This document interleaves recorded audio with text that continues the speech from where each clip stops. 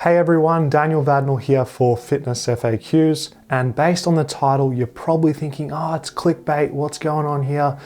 I guarantee these 4 exercises should be your go-to activation movements prior to a general calisthenics workout.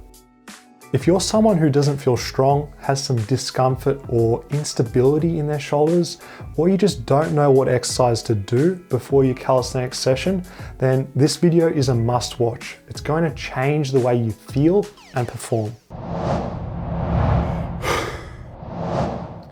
The first exercise I want to teach you all is dip shrugs, and this exercise is going to be useful for any movement where you need to try and get those shoulders away from your ears.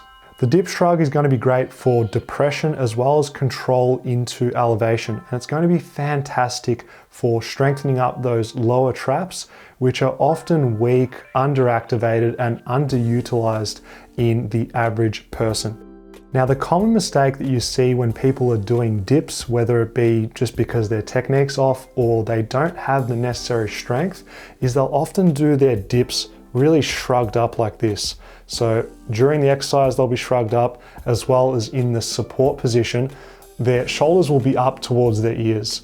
To do a proper dip, the shoulders need to be packed down. This is a stable and this is a strong position that you want to finish every rep of the dip. The other example I want to give you is the L-sit position. So in this exercise, you want to have that strong, depressed position, shoulders down and away from your ears. This way, you can hold a nice stable L-sit position, and if anything, you won't need as much compression strength because you're actually pushing yourself further away from the ground. That's a small little trick there for you all. So if you get good at depression, you can actually make up for weakness elsewhere, which is really nice to be able to hold that L-sit longer. Next up, we've got the scapular pull, and this one is so important for overhead pulling strength, activation, and awareness. With this one, you're going to be controlling from depression into elevation, and it's really important that you use a controlled tempo throughout the whole exercise.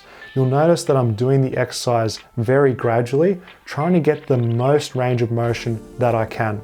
I'm also adding in key pauses at the important parts of the exercise. So when I'm in that dead hang position, as well as when I'm maximally retracted and depressed.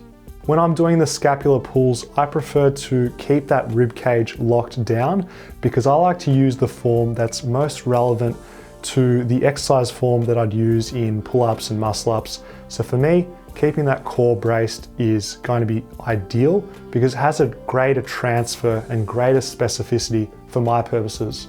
I know some people recommend that excessive arch. Sure, it might help you to get a bit more retraction and depression, but I'm trying to make it as relevant as I can for the training that I'm about to do. The scap push-up is an exercise that you've probably seen before, but my job is to remind you of correct execution to actually get the activation benefits from the scap push-up. Most people do the exercise too fast and with the incorrect form. So you'll see people when they're doing their scap push-ups, their shoulders will be up towards their ears, and this is just reinforcing a motor pattern that is not necessary in our training session. Or you'll see people making up for scapular protraction by just excessively rounding that upper back. You need to remember that we're doing a scap push-up, we're not doing a cat camel, so make sure that you're just focusing on retraction and protraction. The scap push-up's great because we're really stressing that protraction as well as eccentrically lowering into retraction. This is going to be great for firing up the muscles in the middle of your back as well as your serratus anterior, all very useful for horizontal exercises. You simply can't go wrong with the basics, and the band pull apart is so valuable for scapular retraction and getting that rotator cuff and your scapular stability prepared, activated prior to your training session. Doing it right is the key to getting the most out of the band pull apart. When doing band pull aparts, I personally prefer to have my thumbs facing up towards the ceiling compared to them being in a neutral or down facing position. My reason for this is I just feel like I get a greater external rotator contribution to the band pull apart with the thumbs facing up.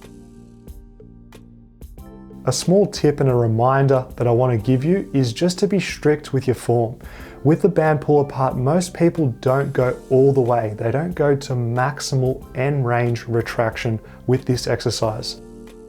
One small thing that you can play around with is just the height of the band pull apart.